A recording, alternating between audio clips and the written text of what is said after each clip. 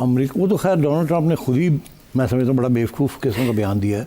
खुद ही कह दिया है कि हमें ये मॉनिटरिंग करने के लिए हमारा ये बेस ज़रूरी है, बिकॉज कोई 2000 किलोमीटर दूर टेस्टिंग ग्राउंड है चाइना, जहाँ न्यूक्लियर वेपन्स अपने टेस्ट करता है। तो इनका ये कहना है कि चाइना के ऊपर हमने नज़र रखनी है और वो इसी एयरबेस से इलेक्ट्रॉनिकली हम सारा स्वीप कर सकते हैं। तो ये टू कंटेन चाइना या टू फाइंड आउट कि चाइना क्या कर रहा है क्या नहीं कर रहा है, स्पेशली उसकी जो न्यूक्लियर एक्टिविटी है उसको मॉनिटर करने के लिए हमें ये बेस चाहिए। एट द सेम टाइम जो इसकी बात उसने नहीं की वो ये भी है कि वो ईरान के ऊपर भी तो नज़र रखना चाहते हैं, और सबसे अहम कि वो पाकिस्तान के ऊपर नज़र रखना चाहते हैं बगराम से। तो ये बेस उनके लिए बहुत अहमियत रखता है। सेंट्रल एशिया को मॉनिटर करना, क्योंकि सेंट्रल एशिया सारा रूस के साथ है, तो सेंट्रल एशिया को मॉनिटर करना, चाइना को मॉनिटर करना, पाकिस्तान को मॉनिटर करना और ईरान को मॉनिटर करना।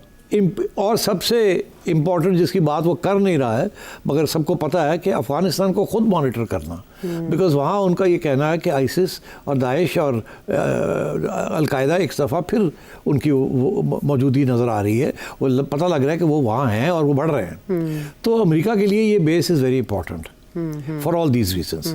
तो अब मसला ये है कि this is the biggest base in the whole world, जिस किस्म की फैसिलिटीज़ हैं उनकी वहाँ, ये छोड़ के वो चले गए जी। वहाँ हथियार भी हैं वर्थ बिलियंस जी, और ये एरिया भी बड़ा ज़बरदस्त है। और जब ये चले गए और भागे यहाँ से, तो फिर उसके बाद ज़ाहिर है तालिबान ने कंट्रोल ले लिया। बट वो तो कह रहे हैं कि चाइना के पास कंट्रोल है। तो अब आइए ये डोनाल्ड ट्रंप का, अब डोनाल्ड ट्रंप ने ये ड्रामा किया है कि चाइना के पास कंट्रोल आ गया है उसका, और इसकी ये भी वजह है कि हम चाहते हैं कि चाइना वहाँ से निकले और हम खुद डील करना चाहते हैं अफगानों के साथ। और वो ज़ाहिर है अफगान को यही कह रहे होंगे कि हमारा बेस दे दो, बताओ कितने पैसे चाहिए, और उनके पास है कुछ नहीं, पैसे ही। अच्छा, अब दो बातें हैं यहाँ। एक बात तो ये आयशा कि ये झूठ है, सरासर झूठ है कि चाइना के पास उसका कंट्रोल है। तालिबान ने भी इस बात को रिजेक्ट किया कि चाइना के पास बिल्कुल कोई कंट्रोल नहीं है, ये सारा हमारे अपने कंट्रोल में। मगर इसके अलावा इंडिपेंडेंट लोग जो हैं, जो मॉनिटर करते हैं इस चीज़ को, वो उन्होंने सबको मॉनिटर किया, और उनकी ये रिपोर्टें हैं कि यहाँ कोई चाइनीज़ लोग नहीं है इस बेस पे।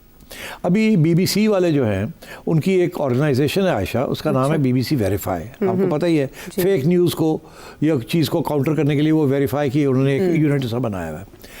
2020 से लेके 2025 तक उन्होंने हर साल 5 से 6 दफ़ा सैटेलाइट के ज़रिए इस बेस को मॉनिटर किया है बीबीसी ने, और उनकी हर साल की रिपोर्ट है कि यहाँ कोई चाइनीज़ नज़र नहीं आए। तो अब तो ये क्लियर है कि वहाँ प्रेजेंस नहीं है, कोई चाइनीज़ की प्रेजेंस नहीं है। मैं एक बात आपको कहूँ, अगर ये ना भी सैटेलाइट एविडेंस हो कि कोई नहीं है, तालिबान जितना मर्जी कहते रहे, आप ना यकीन करें, मगर एक बात पता होनी चाहिए कि ये तालिबान जो है ना, they are very orthodox people, जिनके लिए पैसा और डिप्लोमेसी ये कोई ख़ास अहमियत नहीं रखती। उन्होंने विदाउट रिकग्निशन अपना काम चलाया हुआ है। उनके ऊपर कितना प्रेशर था कि ख़वातीन के बारे में, ह्यूमन राइट्स के बारे में, मीडिया के बारे में ये न करें तो आपको रिकग्नाइज़ कर लेंगे। उन्होंने नहीं मानी बात, कोई परवाह नहीं किया, कोई परवाह नहीं, वो सख्तियां हम पाकिस्तान बैक करता रह गया, अमेरिका बैक करता रह गया, यूरोप बैक करता रह गया, वो नहीं मानते। वो बड़े ऑर्थोडॉक्स प्योरिटन्स हैं। सवाल ही पैदा नहीं होता कि बगराम पैसे दे के बगराम जो है वो अमेरिका को दे दे। ये भूल जाए अमेरिका, ये नहीं होगा। तालिबान घास खाएंगे मगर ये नहीं देंगे, क्योंकि उनका सारा जो आइडियोलॉजी है ये कैसे कि अपना फॉर्मर कॉलोनियल मास्टर जिसके साथ वो जंग उन्होंने 20-25 साल की है, उसके हवाले जाके ये बेस कर दे ताकि अमेरिका आके वहाँ बैठ जाए। This is not possible. ये तो पाकिस्तान जैसा मुल्क जो अमेरिका का एलाय रहा है और अमेरिका के साथ तल्लुकात हैं, ठीक ठाक लेन देन है, पाकिस्तान नहीं अमेरिका को बेच दे सकता। हमारे यहाँ पब्लिक ओपिनियन मार देगा सबको, इतनी एंटी अमेरिकनिज्म, एब्सोल्युटली नॉट याद आ जाता है। तो ये तो सवाल ही पैदा नहीं होता कि अमेरिका को पाकिस्तान कोई बेस दे दे। तो अफगानिस्तान तो भूल ही जाए ना बिल्कुल, मगर तालिबान नेवर। तो ये सरासर झूठ बोल रहा है, and he is just trying to create a conflict. या प्रोवोक करना चाह रहे हैं चाइना को। चाइना को क्या प्रोवोक करेगा? चाइना को तो पता है कि there is nothing like this. ये डोनाल्ड ट्रंप की आदत है, ये फजूल बातें करता है, इस किस्म की ड्रामे करता है, और उसका ख्याल है पैसे के साथ हर चीज़ हो जाती है। उसको नहीं पता कि कोई आइडियोलॉजी भी होती है, और वो आइडियोलॉग्स जो होते हैं उनके लिए पैसा वैसा इंपॉर्टेंट नहीं होती। So I don't think this is going to go anywhere. The Bagram base will not go to America. और तालिबान बंद पड़ा है, तालिबान को उसकी ज़्यादा ज़रूरत नहीं है, मगर उसको बंद ही रखेंगे वो. अच्छा, ये माजी में जब ये बात उठी थी तो तब उन्होंने ये जिक्र नहीं किया था. अब पहली बार उन्होंने कहा है कि हम तालिबान के साथ बात कर रहे हैं बगराम एयरबेस को लेकर. बात कर रहे हैं, मैं बताऊं क्या. जल में गया था ना अभी खलीफाद, अब वो जाके कहता है ये हमें दे दें, ये है वो.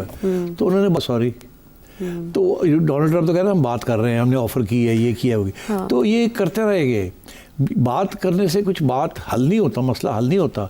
ये इन्होंने तो अपनी पेशकदमी कर दी है ना कि जी आप ले लें, पैसे कितने लेने हैं, हमारा सामान पड़ा हुआ है, उसका बताएं, हमारा सामान वापस कर दे, कितने पैसे चाहिए, बगराम हमारे वाले कर दें, चले थोड़ा सा हिस्सा हमें दे दें. ये बातें प्रपोजल्स आती जाती हैं, तालिबान सुन लेते हैं और ना कर देते हैं. तो ये कहना कि बात हम कर रहे हैं तो कर रहे हैं, मगर इसका ये मतलब नहीं कि उनकी बात तस्लीम की जा रही है. तालिबान की तरफ से स्टेटमेंट आ गया कि सवाल ही पैदा नहीं होता. हाँ, उन्होंने कहा वैसे हम आपके साथ इकोनॉमिकली पॉलिटिकली इंगेज करने को तैयार हैं, लेकिन ये फौजी वापसी जो है ये नहीं होगी. बट डोनाल्ड ट्रंप सेड कि उन्हें भी हमसे कुछ चाहिए.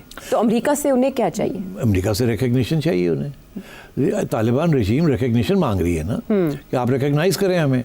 तो अमेरिका क्या, पाकिस्तान नहीं रिकग्नाइज कर रहा अभी तक. तो ये ग्लोबल, क्योंकि उनको अभी तक टेररिस्ट डिक्लेयर किया हुआ है. तो सो आई थिंक बहुत कुछ है इंटरनेशनल कम्युनिटी से जो तालिबान मांग रहे हैं, मगर इंटरनेशनल कम्युनिटी भी तो तालिबान से मांग रही है ना कि ये आप अपने ह्यूमन राइट्स, ख़वातीन, ये वो सब चीज़ें ठीक करें. तो वो नहीं कर रहे.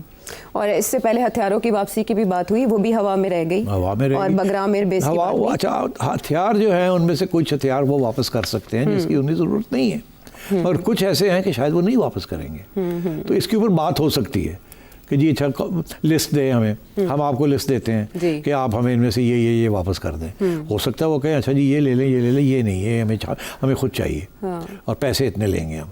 ये चीज़ें चल सकती हैं, मगर क्या एयरबेस उनको अमेरिका को कदम नहीं रखने देंगे अफगानिस्तान के अंदर. ठीक है. So this is for sure and this is the outline. अभी अफगान डिफेंस मिनिस्टर को हमने कतर के विज़िट पे देखा, मुल्ला याकूब को.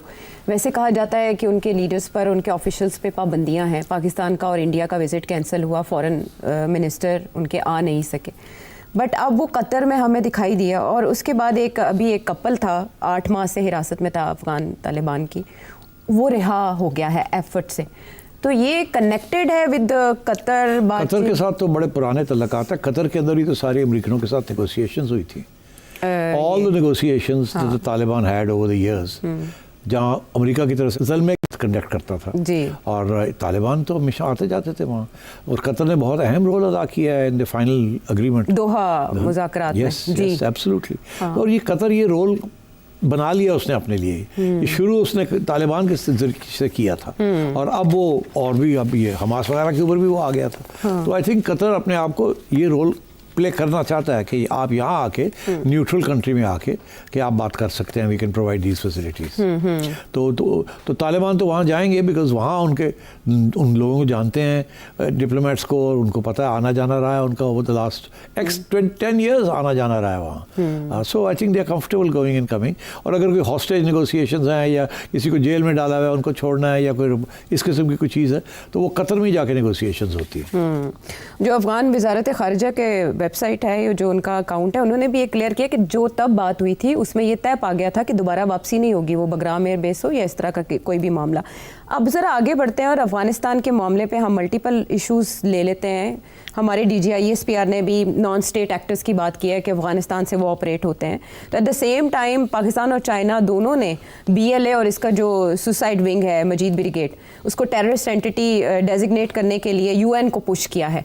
ये कितना अहम समझते हैं आप इन दोनों का, स्पेशली ये कदम उठाना? देखिए, अब 3 बातें होगी ना यहाँ. पहली बात तो ये है कि DGISPR ने क्या कहा है. DGISPR ने एक इंटरव्यू में फॉरेनर को ये कहा है, उन्होंने कहा जी कि इंसर्जेंसी हो रही है बलूचिस्तान में और KP में. तो इसके बारे में आप क्या कहते हैं? तो उन्होंने आगे से जवाब दिया, इंसर्जेंसी नहीं है, टेररिज्म है. फ़र्क है इंसर्जेंसी में और टेररिज्म में. तो उन्होंने ये एक्सप्लेन किया, इंसर्जेंसी होती है कि डोमेस्टिक इंस्पायर्ड, ठीक, किसी किस्म की रिवोल्ट, किसी किस्म का insurgents. Terrorists always foreign based, right, foreign supported, that's why they call terrorists. तो अब उन्होंने बड़ा ये क्लियर कट कह दिया कि ये इंसर्जेंसीज नहीं है, क्योंकि इंसर्जेंसी जब कहते हैं ना तो उसके साथ इशारा ये करते हैं कि शायद उसमें कोई हक है, कोई सेपरेटिस्ट है, कोई हक है उनका, तो इसलिए वो इंसर्जेंट्स है। नहीं, टेररिस्ट जब आप कहते हैं तो फिर उनके कोई हक नहीं होते, कोई हकूक नहीं होते, they simply terrorist and the whole world is anti terrorist.